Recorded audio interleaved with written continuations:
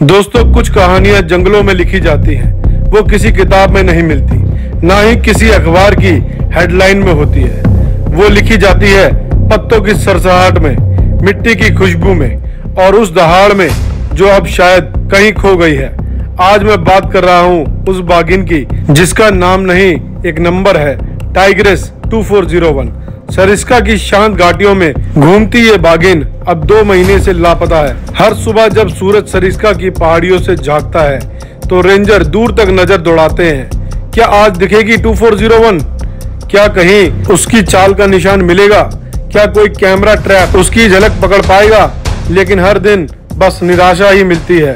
उसके radio collar से अब कोई सिग्नल नहीं आता। वो मौन है, बिल्कुल जैसे जंगल अपनी सबसे कीमती आवाज खो चुका हो।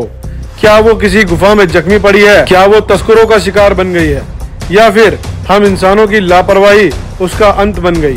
टाइग्रेस 2401 कोई मामूली बाघिन नहीं, वो सरिस्का के पुनर्जन्म की पहचान थी।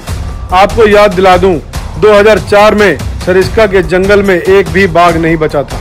अवैध शिकार ने पूरे रिजर्व को बाघ विहीन कर दिया था। फिर शुरू हुआ टाइगर री इंट्रोडक्शन प्रोग्राम। बाघों को रणथंभौर से लाया गया, उन्हें बसाया गया, संभाला गया। टाइग्रेस 2401 उसी पुनर्जन्म की दूसरी पीढ़ी थी। वो सिर्फ एक बाघिन नहीं, उम्मीद थी, और आज वही उम्मीद खो गई है।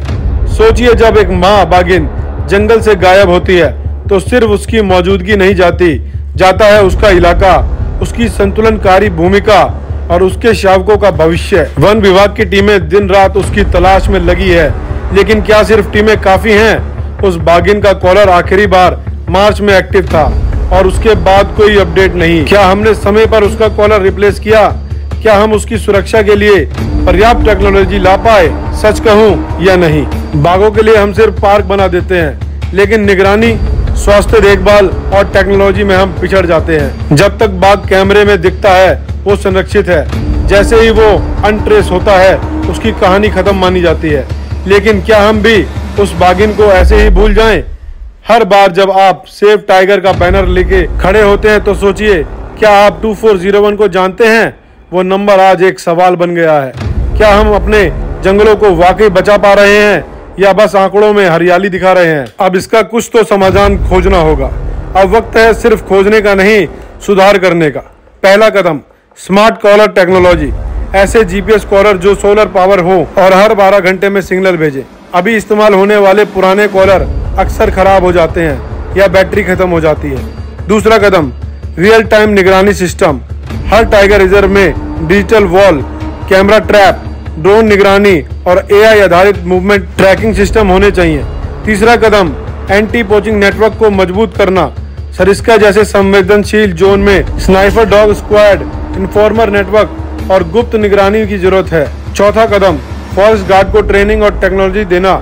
उन्हें GPS tracking app, first aid और सैटेलाइट रेडियो जैसी सुविधाएं दी जाएं। और सबसे जरूरी, जनता की जागरूकता। जब तक जनता जंगलों और बाघों के महत्व को नहीं समझेगी, सरकार कुछ नहीं कर सकती। सरिस्का की बाघिन 2401 अब भी शायद कहीं जिंदा है, किसी गुफा में, किसी झाड़ी के पीछे चुपचाप जंगल को निहार रही है, हमें देख रही है कि क्या हम उसे तलाशेंगे या बाकी दुनिया की तरह उसे भूल जाएंगे। अगर हम 2401 को भूल गए तो हम सिर्फ एक बाघिन नहीं, अपनी जिम्मेदारी खो देंगे। एक दिन आएगा जब हमारे बच्चे हमसे पूछेंगे, आपने बाघों को क्यों नहीं बचाया, और हमारे पास कोई जवाब नहीं होगा। लेकिन अगर हम आज जाग जाएं तो शायद 2401 फिर से लौटेगी, और जब वो लौटेगी तो सरिस्का की हवा फिर से दहाड़ से भर जाएगी, क्योंकि वो सिर्फ एक बाघिन नहीं, वो पूरा जंगल है, और जंगल हमारा भविष्य है। वीडियो अगर पसंद आई हो तो वीडियो को लाइक, शेयर और कमेंट करना ना भूलें, और चैनल को अभी तक अगर आपने सब्सक्राइब नहीं किया है तो चैनल को सब्सक्राइब कर लें, क्योंकि जंगल से जुड़ी जानकारी आपको हमारे चैनल पर मिलती रहती है। जय हिंद, जय भारत।